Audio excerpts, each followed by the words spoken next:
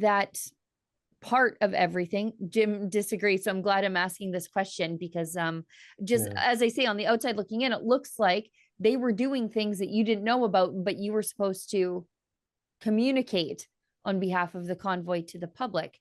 So maybe you can clear that up for me. And Jim, I'm sure you've got something to say. Well, yeah, we all go ahead, Ben, because there's stuff on the record there. Yeah.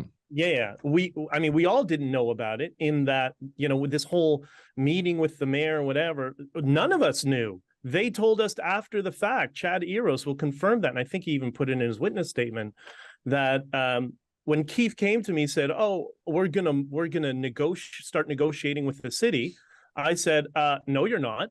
No, you're not, Keith. That's the dumbest idea I've ever heard in my life. Just wait. The city told us where to park the trucks. Having somebody who worked for the government, I know how they operate. They're going to spend a week trying to figure out who to blame and who needs to talk to us.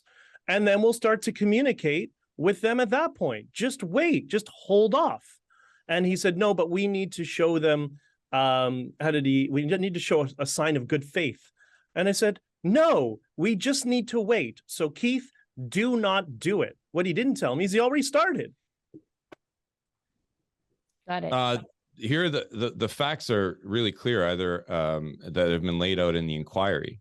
Ben reached out to Tamara and Mr. Wilson on the 14th with a text message or whatever it was, signal messages, and they both confirmed there's no deal. And in Mr. Wilson's text that responded, it was more rumors suggesting that any talk of a deal was rumors for days or preceding the 14th. If they regret the decision to go off on their own, Tom and Keith with Dean French, if they regret that because Dean French wasn't a supporter of the protests and has the phone number, seemingly, he suggests in a text message to Mr. Wilson, he has the phone number of Katie Telford and Doug Ford, obviously had a working relationship with both of them a couple of years ago. And maybe that was a terrible idea to go off in secret and have discussions with the city. But how anyone could perceive that that was a negotiation between the city and the protesters. How can anyone look at Dean French and go, yeah, I think he represents the protesters. He's told the Toronto Sun he doesn't support them. He's buddies with Doug Ford and Katie Telford, or at least has their phone number.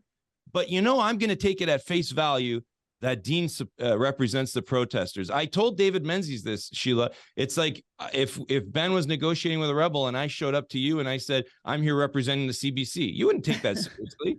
But somehow they took it seriously. And then when word got out that discussion was happening, it obviously caused a lot of stress on the ground. And Randy Hillier, mirrored that stress in a text message. So maybe they regret it. Maybe it was a terrible idea. Maybe they don't want to be seen, Tom and Keith and Dean French, as the ones that were going without the moral support of the truckers and the protesters on the ground to have those discussions in the city. Maybe they now want to admit after the fact that the city had no authority and they had no authority to do those discussions. Maybe that's the reason why they want to take another script now. But back then, they were suggesting that it was a legal protest. Mr. Wilson is in articles saying that the judge in the class action said it's a legal protest. No judge ever said it was a legal protest, but he was encouraging people to go down to protest, and his interpretation was it was legal.